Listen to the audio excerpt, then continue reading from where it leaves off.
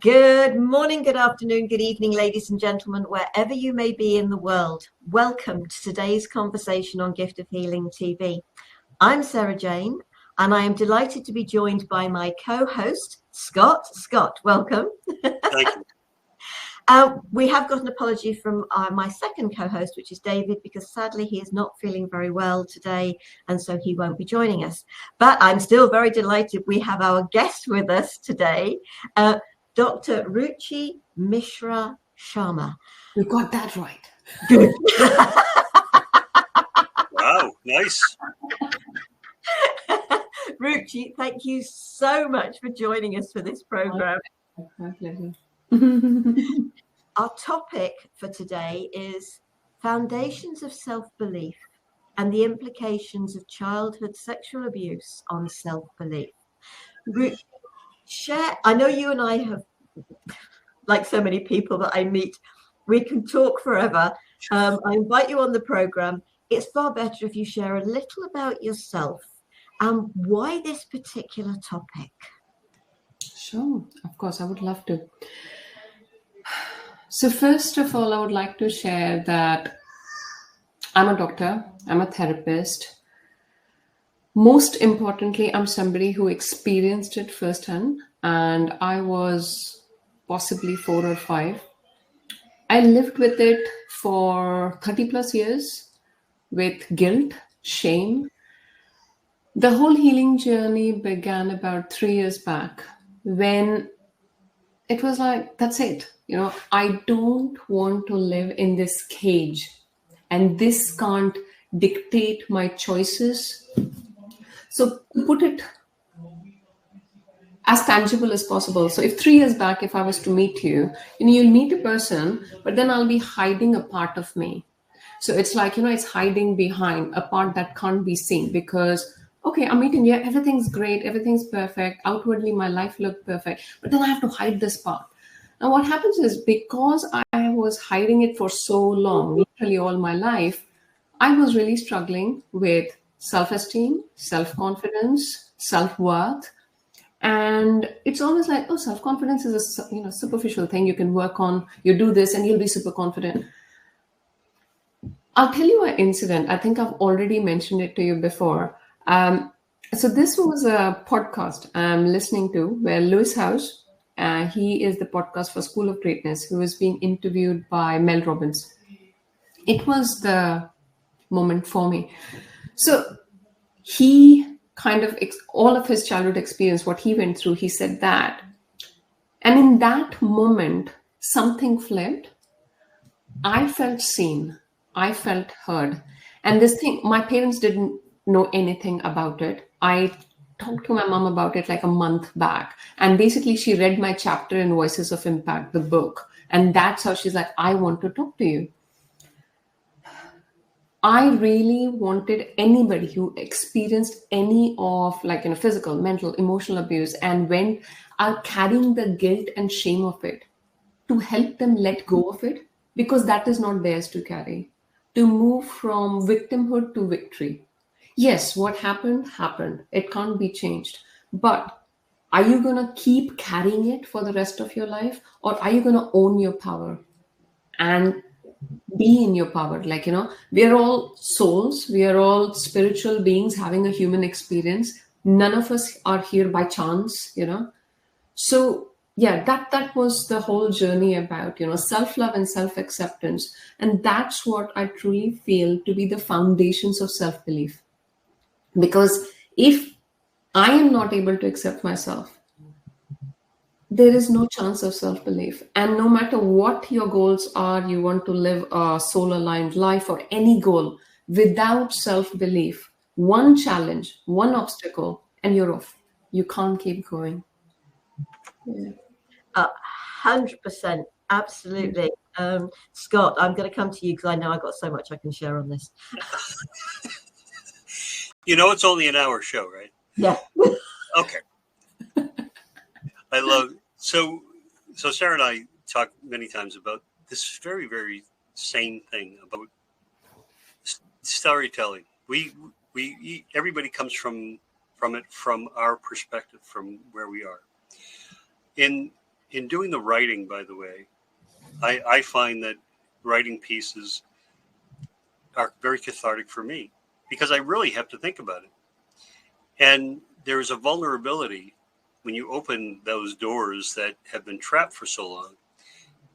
The first piece I wrote, I was scared to death because I realized that I wasn't afraid of 8 million people reading it. I was afraid of 20, those closest to me, and how they would react, what they would say. And when you're sharing your story, you're sharing it internally. So you're sharing your feelings. You're never wrong, but it might hurt somebody else. And I'm sure that it really sparked conversation with your mom. I'm sure that. Yes. I am 39 years old now. When this happened, I was possibly 4 or 5. So we had an overnight conversation. And the only way I can tell how it felt was, it was like, there was this something lifting off my chest. A whole lot of healing has got into it because just about 3 years back, I could not talk about it without going all teary or losing my... So, I mean, that's what I feel about healing. It's like you open a door, but then there's so much dust. You had hidden so many unresolved emotions and for so long. Now you open it and then I'm choked, right? So there was a strange, yes.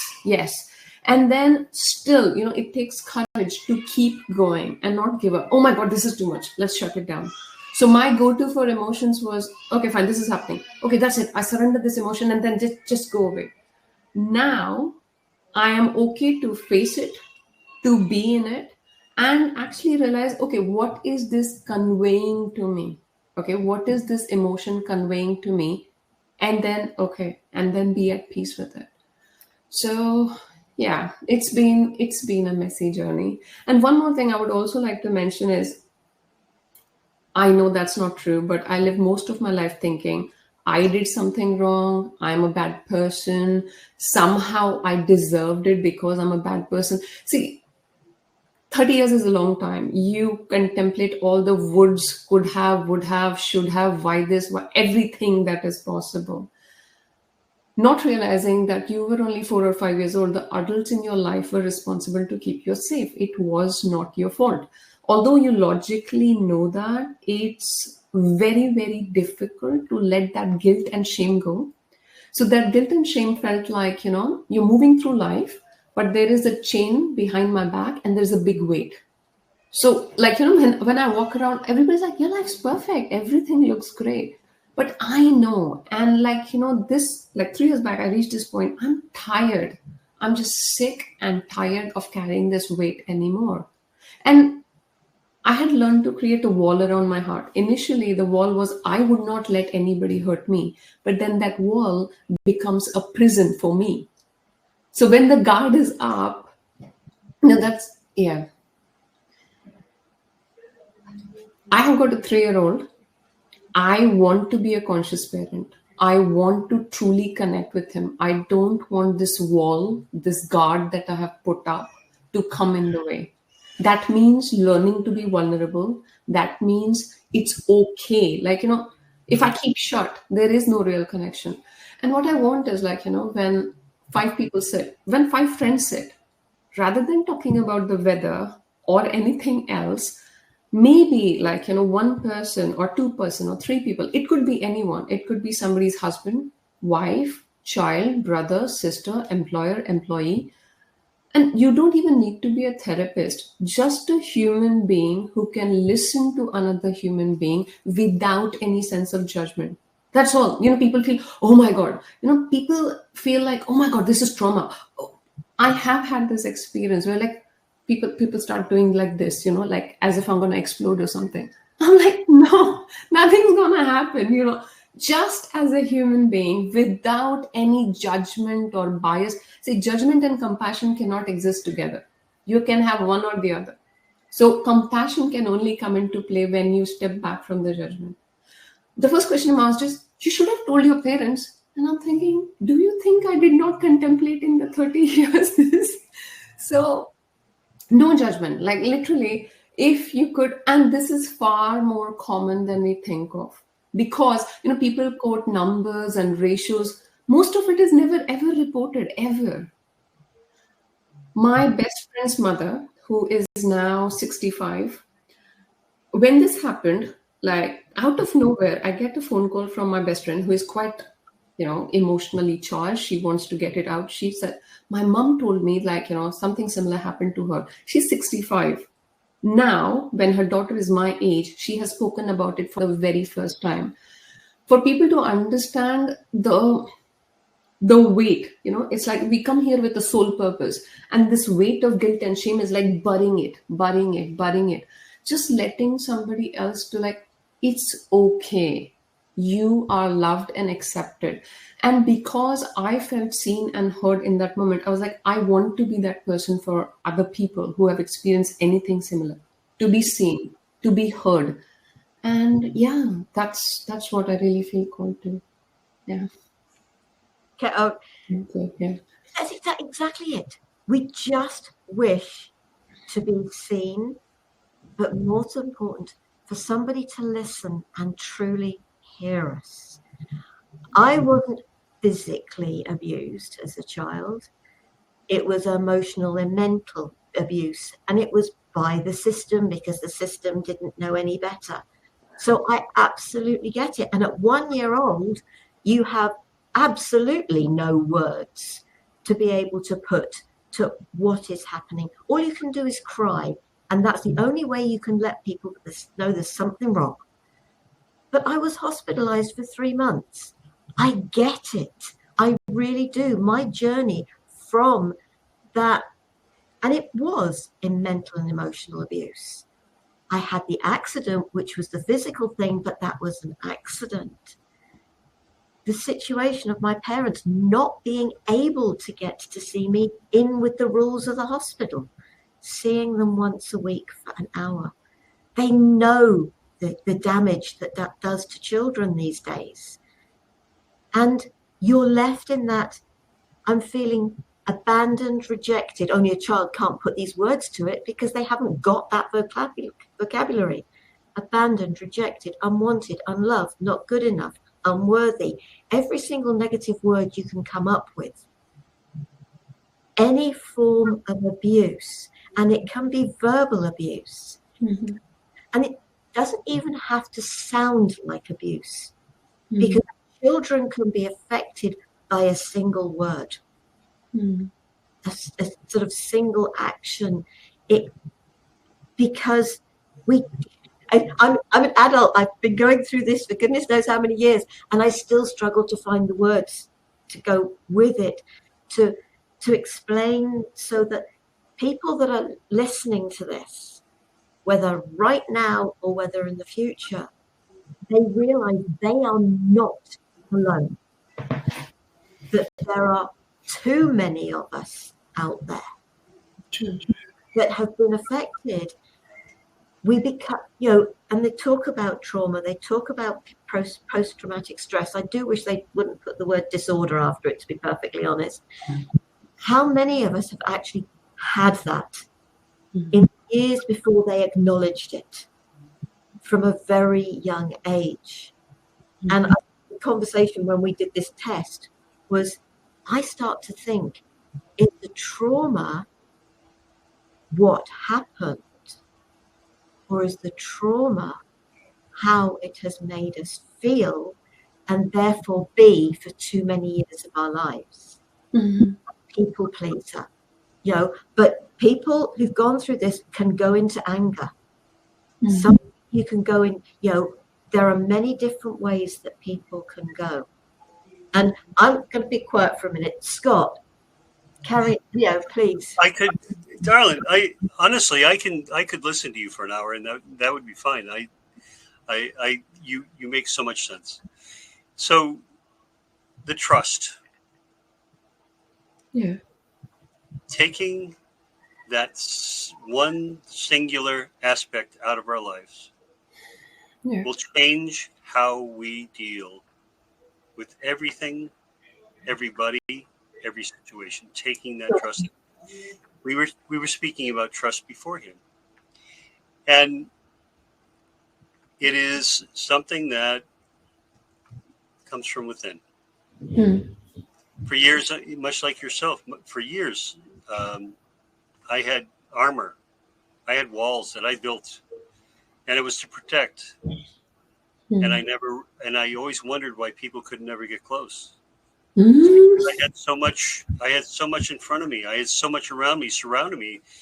They couldn't even approach me. They couldn't get to the drawbridge. Forget anything else.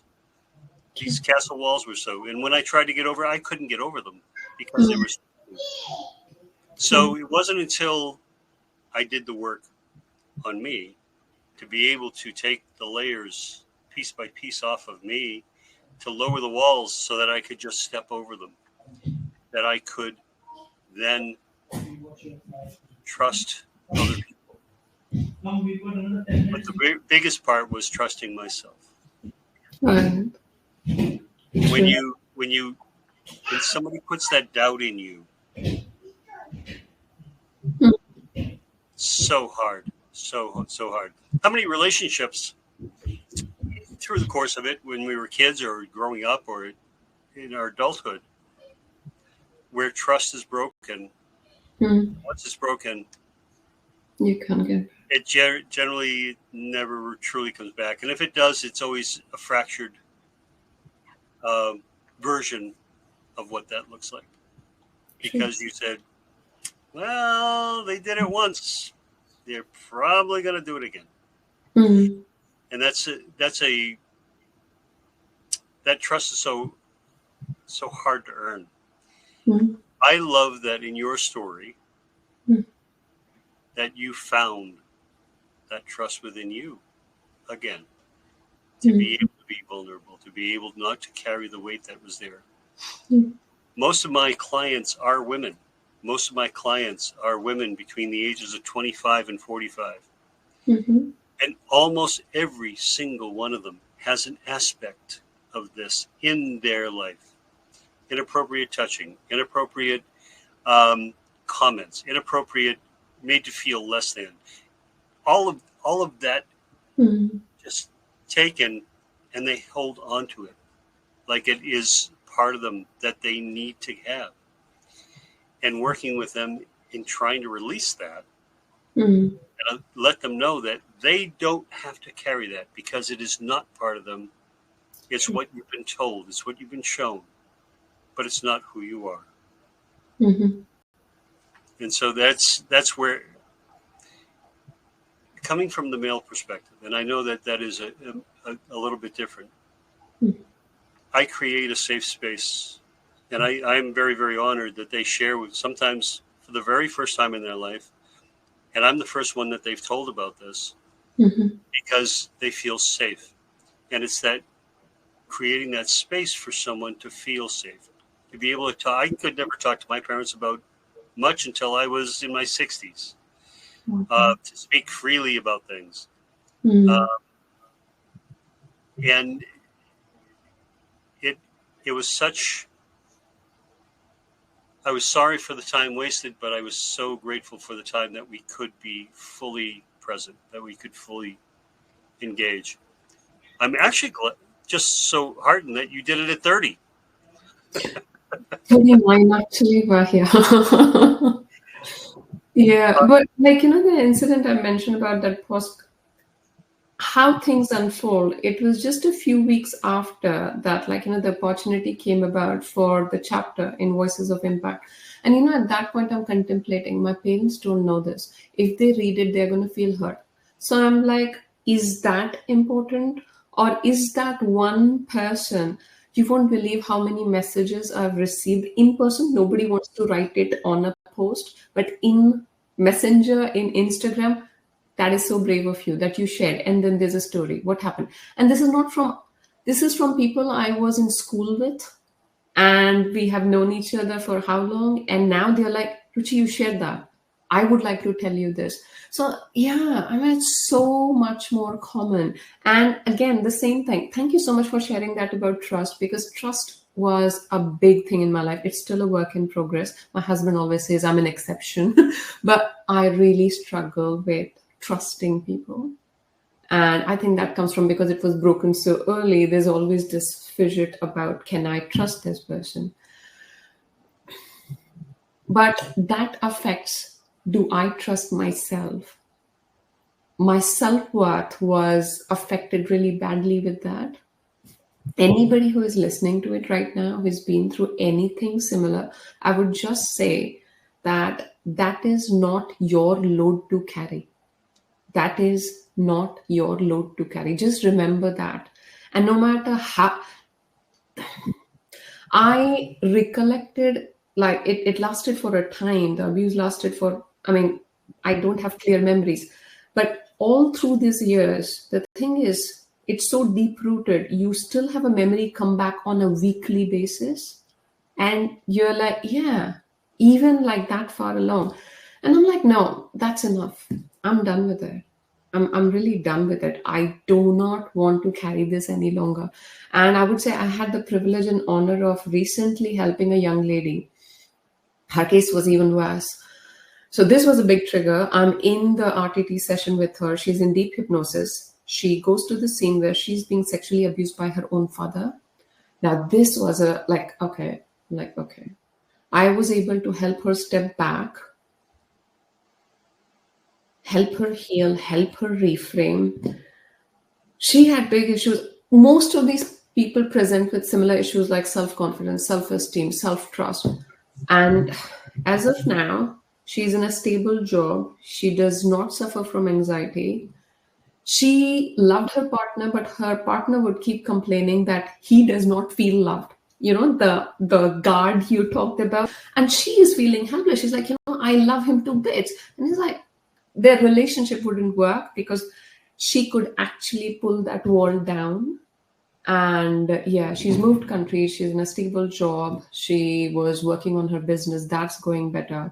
And it wasn't long back that I received an email from her. So yeah, I really want to help people, just let your inner light shine bright. Don't let this cloud of the past stand in the way.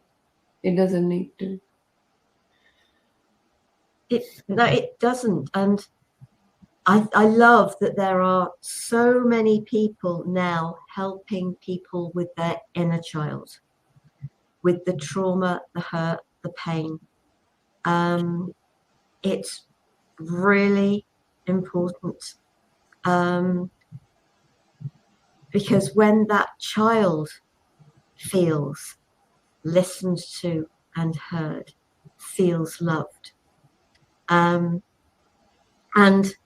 I always sort of misquote it to a certain degree, but I am going to continue to keep quoting this because it is just for me so important.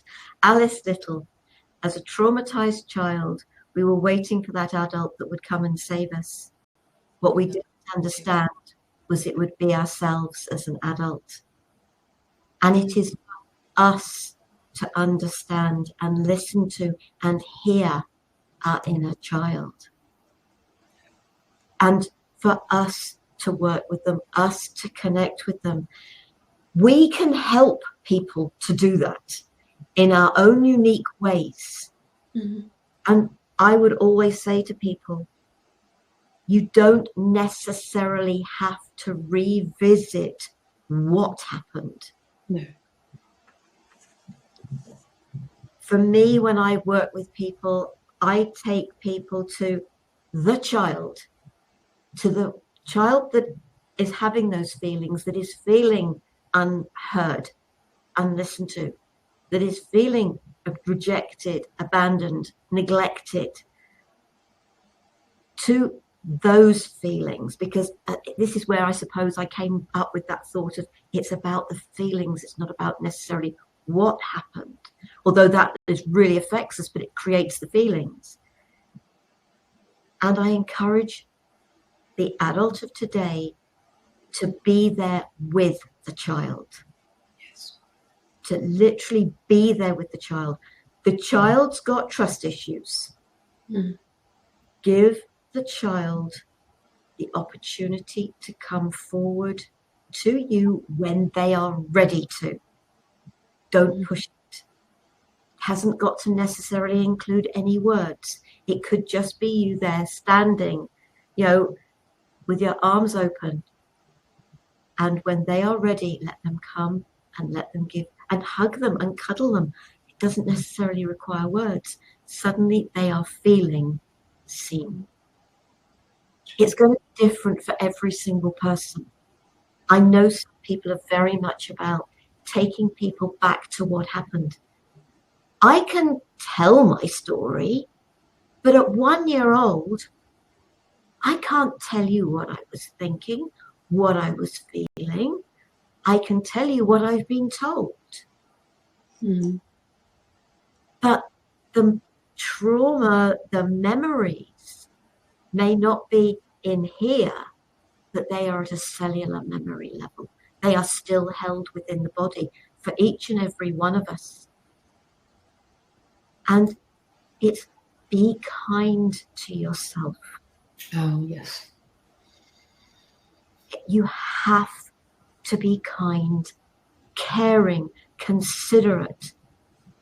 And when you start helping your child, your inner child, the one that went through this, at whatever age that is, but even teenage years and 20s, 30s, 40s, because with me being in my 60s, it's 50s and early 60s. It doesn't matter when this happened, it's your younger self.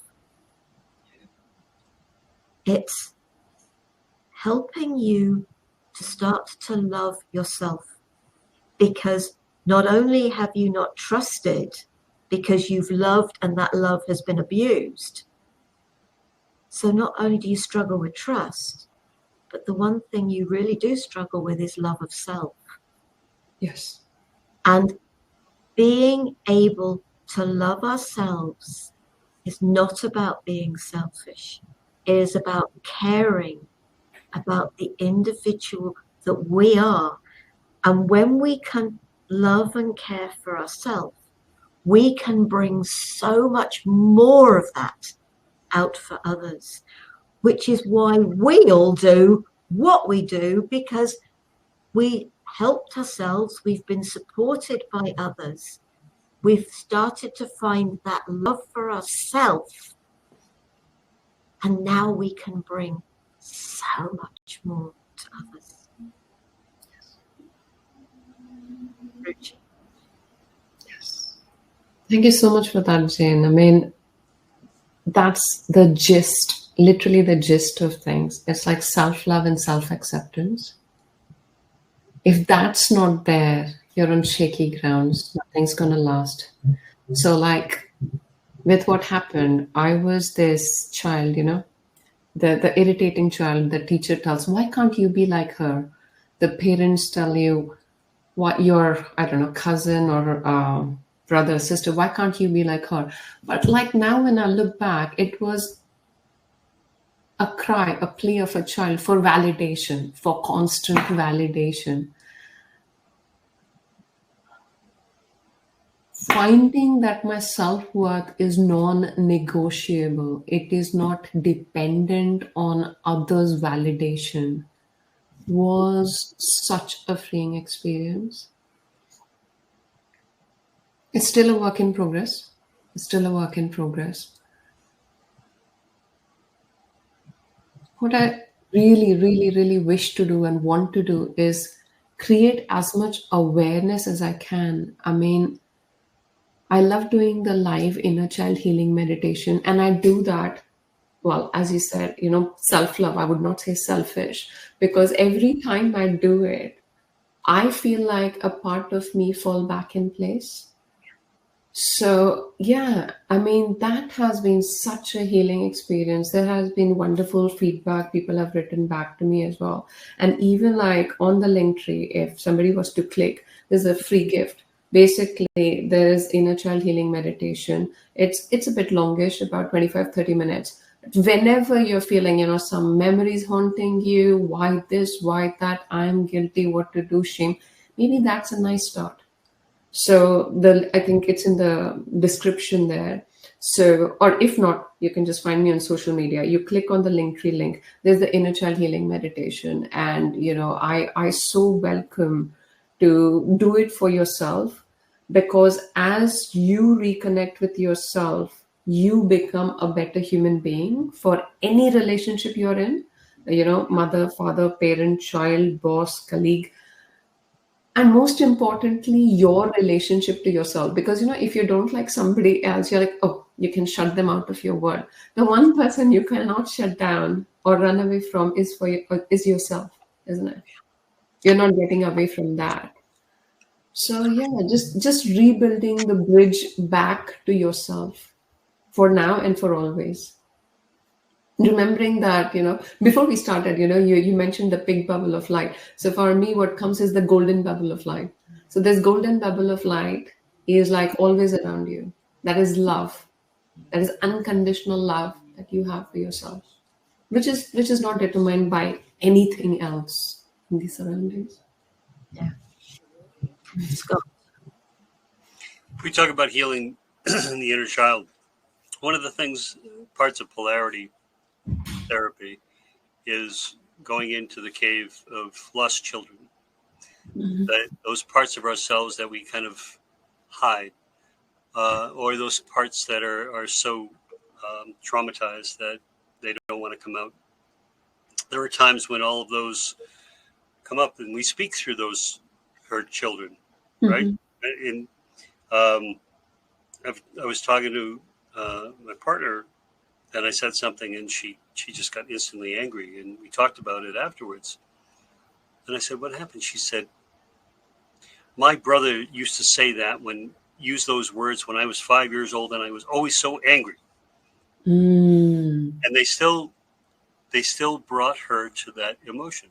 See. So, but we talked about it. We talked through it. We were able to bring it out. And with my clients, I asked them about, what does this child, that part of you, need?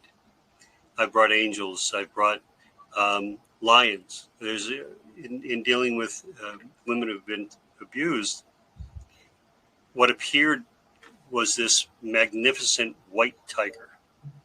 Mhm. And the first time I was doing that, this woman was carrying it, and it affected absolutely everything, and how she reacted to everybody and herself. And we were releasing it, and this huge white tiger came and lied down on the table next to her. And I'm like, what the heck? So it was the comfort. It was that sense of security, of safety, of being able to be that open and honest and be safe. And I think therein lies the trust. Um, I feel very, very blessed that young women see me and know that I hold the space for them to be able to heal, to be able to let those things go, to be able to release them so they no longer have to carry them. That trust is, for me, immutable. Means more to me than anything else. And Sarah, what I had said, what you had said before about not rolling around in it.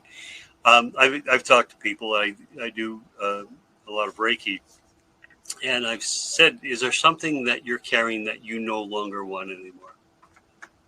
Oh yes. I said, okay. Mhm. Tell me where it's located. Where do you feel it? Because emotions show up in different parts of our bodies, right? Yes. I said, I want you to name it. Give it a name. And with that name, I want you to bring every emotion it brings, every trauma it brings, every experience, every memory it brings. I want you to fully engulf that and really form it. And now, are you ready to let it go? And we remove it. We let it go and replace it with white light, to be able to replace all the spaces that it's held in your body for so long. And I tell them to work on not allowing it back in, because of course there's that. It's a memory still, but if it's just a memory, it doesn't necessarily manifest itself in emotion anymore. It doesn't take over your speech. It doesn't trigger you. And that's the wonderful thing. And had many discussions with with people who do healing work, and I don't necessarily think, because I went through 5 years of therapy, very intense therapy for 5 years after my wife passed, and it was coming in, dealing with it by rolling around in it, and I thought might be a better way. I thought that you don't have to relive it and feel all of that anguish and those emotions that are so off-putting and so hard. That healing doesn't have to be as hard as that anymore. We have a better understanding when you're in the right space, when you're in a safe space. You can allow that to leave your body, to leave those parts of you where it inhabits, because it's no longer part of you. And I think people get used to carrying it. I had a young lady who said, I've been carrying that all my life. What am I going to do without that? She was afraid. She was afraid. And I said, you'll have a better understanding, a better experience. You'll have a better part of you. You'll have a better, brighter understanding of yourself. And that brought fear. The change brought fear. As bad as that emotion was for her, as bad as that experience was for her, she wasn't quite sure she wanted to let it go. So being able to bring people into that space of, yeah, I know I can do this. Mm-hmm. I don't need to carry it anymore. That is so, so important. That part of you, you said it was behind you. That part you didn't want to show anybody. That part that you got so tired from dragging around. It is freeing, isn't it? When there are no secrets. Secrets have a tendency to carry so much weight. I long ago, and I was a people pleaser of the first magnitude, my dear Sara. You always say that you are, but I used to be. I would twist myself into pretzels. I would be so, okay, I'm going to do this. And I would be so twisted up because I was trying to please everybody else, that once I stopped putting them first and only had one truth, one understanding, one thing that I knew, life was so much easier, so much simpler, and so much more joyful. I could be joyful. I could, and I could be happy and not have to worry that I was hurting somebody by being happy. You know, Mm-hmm. that's the other thing, is that when we're in joy, everything comes much easier than it seems to. I don't know if you find that or not. That's true.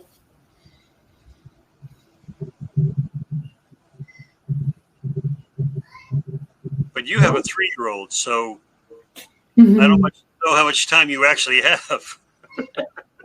Well, yeah, his name is Avyay, and that means endless energy. He lives up to it. He literally lives up to it. Yeah, so I still remember, from the time I was pregnant to the time, I was feeding everything. He has been listening to it, that he is self confident, he believes in himself, he loves himself, he's proud of himself, and Mama loves him, and Mama is proud of him because of who he is and not what he does. He has been listening to it throughout while I was pregnant, meditating with me every single day, and for the last 3 years of his life. Now I have this very headstrong child who has a very firm opinion about everything. So my husband's like, you brought it on yourself. I'm like, yeah. So, let's say it has.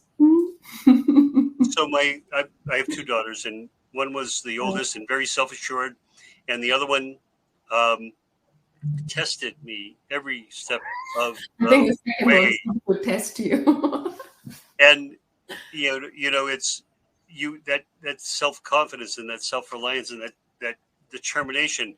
And there are times you want to just kind of beat it out of them because they're just fighting you all the time. But it's the one thing I wanted to give her all her adult life, is to be able to have that same kind of conviction and that same kind of strength and that same kind of fortitude to be able to maintain who she is and what she is. Yeah. She was able to do that. No, Yeah. that's wonderful. I mean, isn't that what life is all about? You know, if you were to think of like this big ship, life circumstances, people, everything will try to poke holes in your self-confidence, in your self-esteem. You're not enough. You know, you can't do this. See, I am not here to be this mother who's like, you know, who is protecting the child. No, I don't want you to face it. No, I want you to be so capable enough that if a bully in school tells him, you know what, you're stupid, he's like, really? Maybe that's your opinion. And he can get on with his life. I think that's what, like, you know, your ship of self esteem and self belief is so bulletproof that there could be a dent, but you're like, you get on with life. I think that is the biggest gift you can give your child. Not about protecting them from, oh, what if, what that. Helping them being capable enough, being the, you know, wind under their wings. He's still 3. I don't know what's in store, but that's the plan. I mean, the way he's headstrong, like, no, the no literally shakes our house, you know. So, yeah. I think for all of us, it's having that ability, learning that it is okay to say no to others. Because what we have to realize is every time we say yes to somebody else, we're saying no to ourselves, especially if it is something that doesn't resonate with us. And that people pleaser within us will absolutely say yes to everybody. And then, I don't know about you, but every time it's, oh, why did I say that? You go into the regret. Oh, you think, oh, you know, and let's put it this way. We still care enough about others. We will still support others. But it's really important. What is it? Sort of follow your heart, but don't forget to take your mind with you.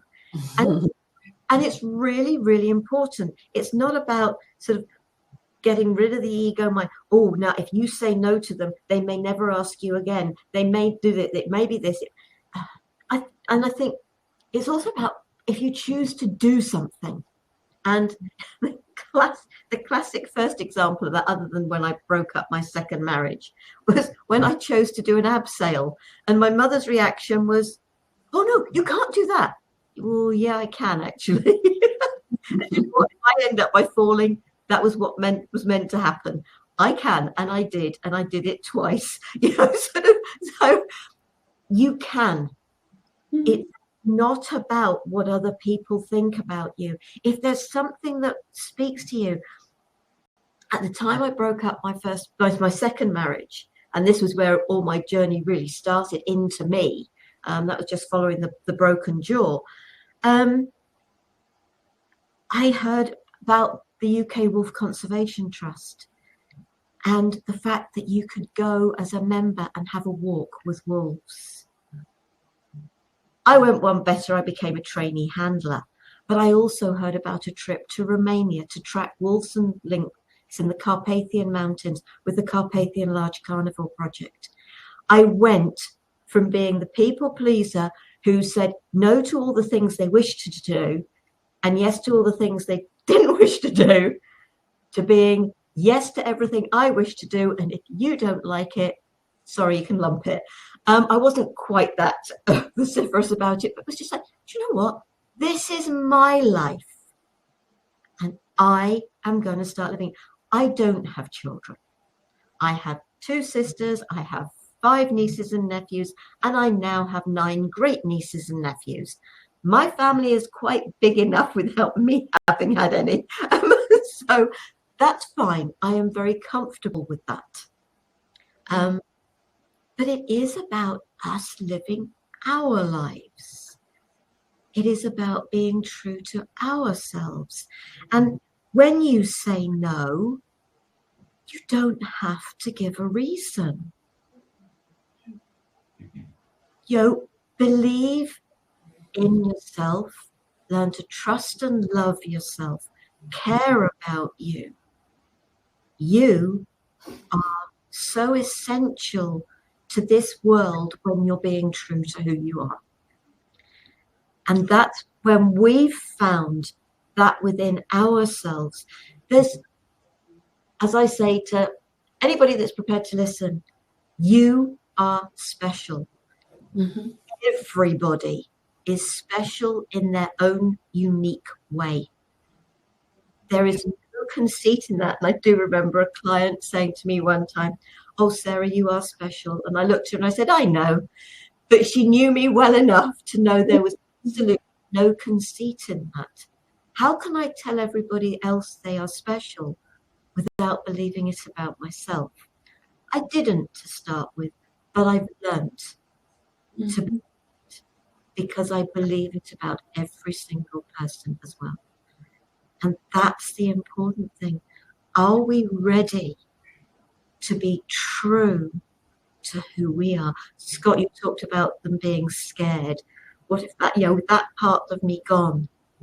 But oh boy, when you suddenly feel that weight lift, it was so amazing. It was just like, suddenly I haven't got to worry about what other people think. And that was the most amazing thing. Why am I worrying about what other people think about me when they're not? Because they aren't. They're worrying about what's going on in their own lives. And if there are people that are thinking about you, that's their stuff, not yours. Ruchi, let's come back to you. Yeah, sure. No, thank you. That's so amazing. The beautiful bits you share, that reminded me of sharing my journey of visibility, because that was another thing.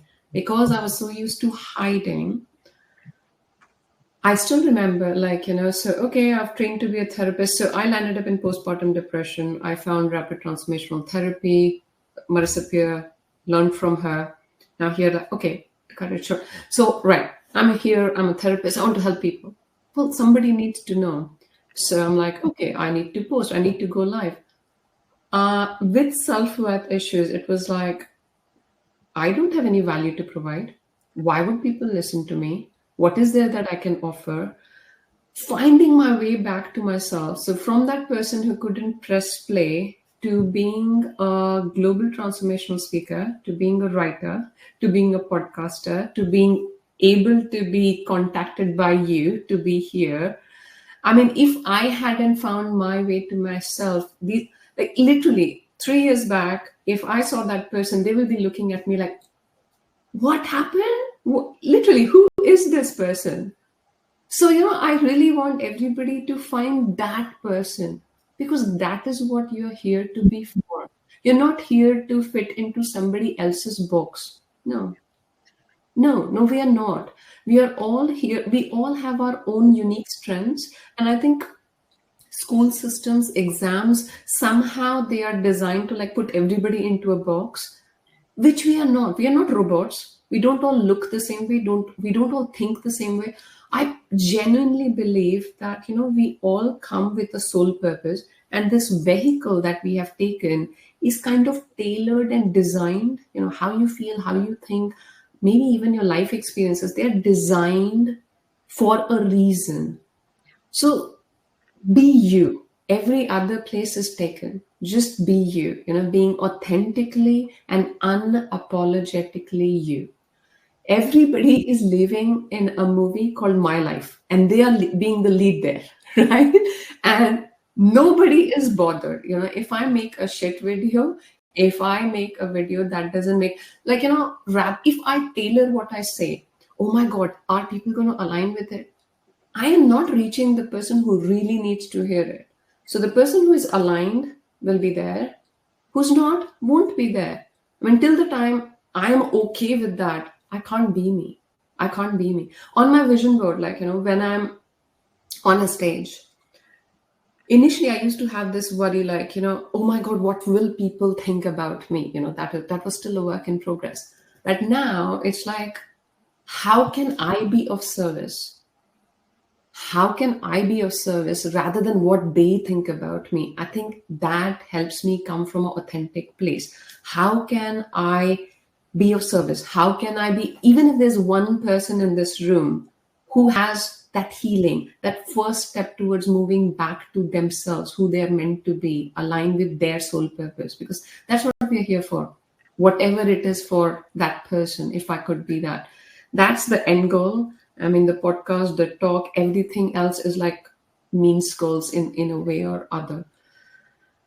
And I don't know, it has been such an amazing experience. It feels like I know you two for so long. It doesn't feel like I met Sara before. I have no doubt that your clients are completely at ease with you, Scott, because I have had trust issues and you do have a very calming presence.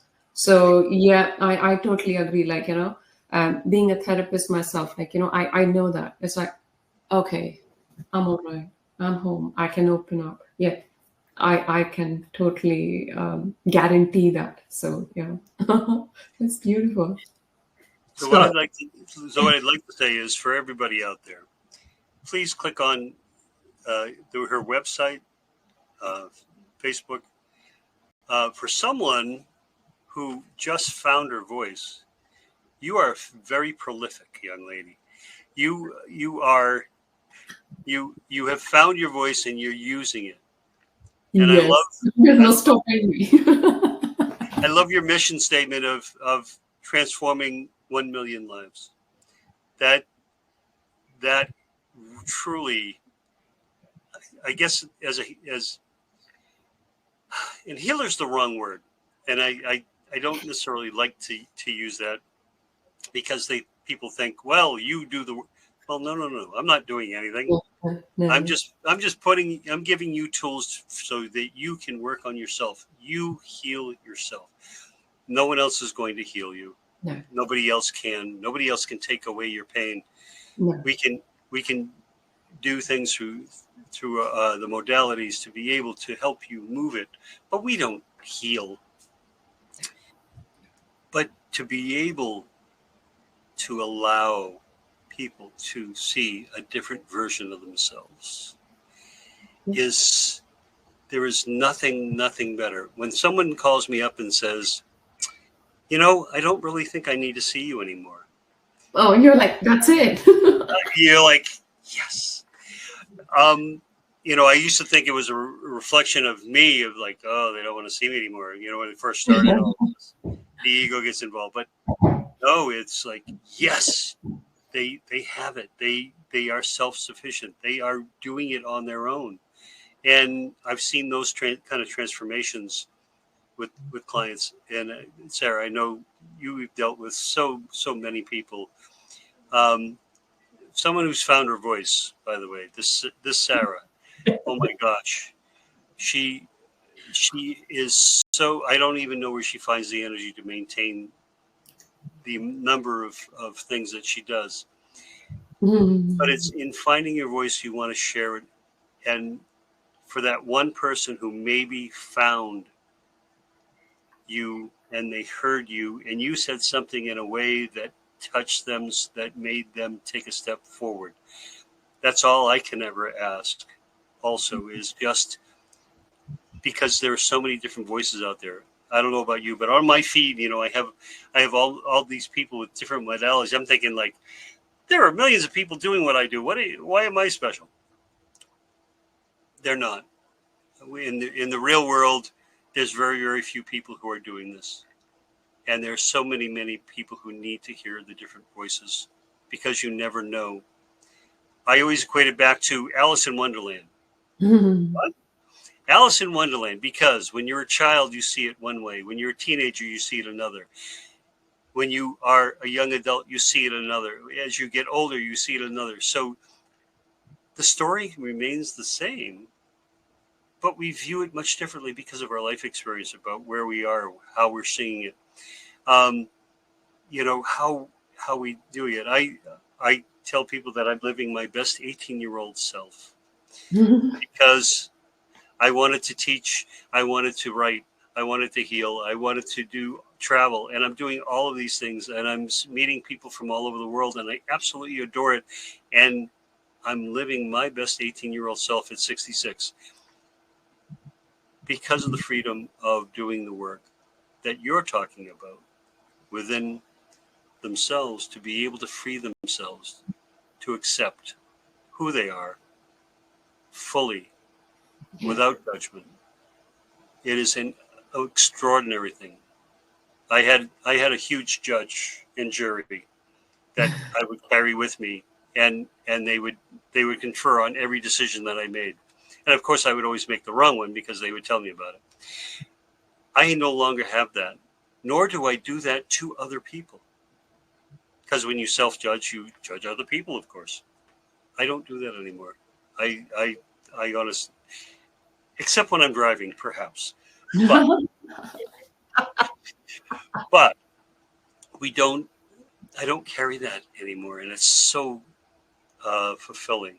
And I see that in you, that joy and that openness and that voice that you have and that you've found after all this time. That's amazing. Amazing. Ruchi, we are coming to the end of our program. Yes. I'm sure we can carry on for ages. Is there anything that we haven't touched on that you would like to share before we close? I really want to share a very simple exercise with anybody and everybody watching it. So when you wake up in the morning, you brush your teeth, look into your eyes in the mirror, your own eyes. Like, all of us have somebody we love with all our heart. So this person you see in the mirror, with all the love in your heart, you say, I love you. Take your name with it. I love you truly, deeply, and unconditionally. And I love and accept all parts of you. Now, this brings lots of different emotions for different people, but I think this is an act of love which will really help the journey towards yourself. If you so wish, I do that. I tell myself every day, I'm your loving parent. You are the unique child I always wanted, and I'm incredibly proud of you, not only for what you do, but who you are. And I really, really highly recommend it because this transforms the energy of your day, no matter what it brings. Some people feel uncomfortable. Sometimes there are tears. Pass through it. Pass through it. It's a very simple thing. Like, you're brushing your teeth. You're going to do that. Just do that. Just start with that. I love you, your name, and mean it. Mean it. Like literally every word looking in your eye. So this is something I really feel drawn to share. And yeah, that's all I can think of right now. Ruchi, thank you so very much. Oh, yeah, the looking in the mirror, looking in your own eyes, that is something that is sort of so important. We absolutely should. I mean, I use an affirmation: I am special, I love me, and another one is I am the love of my life. And if you're going to use an affirmation, then you say it over and over and over and over again. It's not just a matter of one saying. I've been saying it for years, and I suddenly think, I actually believe it now. You don't have to believe it to start with. No. Just keep at it. Keep at it. Absolutely. Quick little thing from you, Scott. Just for everybody out there, I hope you've heard something that will spark a step, one small step. Yes. For you to come out of your shell, out of any trauma that you've had, and understand that you don't have to carry it. Yes. Brilliant. Thank you so much to both of you. I'm sorry we didn't have David, but maybe we didn't have room for David at the time we all taken talking. But maybe we hope you're feeling better soon, and I'm sure you would have really added to the conversation. Thank you so much to each of you. It's been a real pleasure. Next week, I am being joined by Steve Kodad, and he's going to be sharing Feng Shui for the family success. So it's success within families using Feng Shui, because he actually works with people with their homes. So I think that's going to be a really interesting conversation.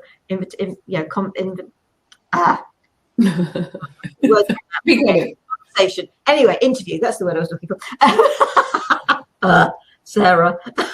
Anyway, take care, folks. Have a brilliant week. Don't forget, I put in the chat for those that are watching the live, all Ruchi's email, website addresses, etc.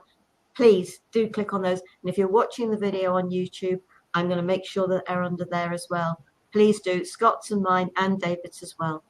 Take care. Be safe. Stay well. Namaste. Thank you. Thank you very much. Bye.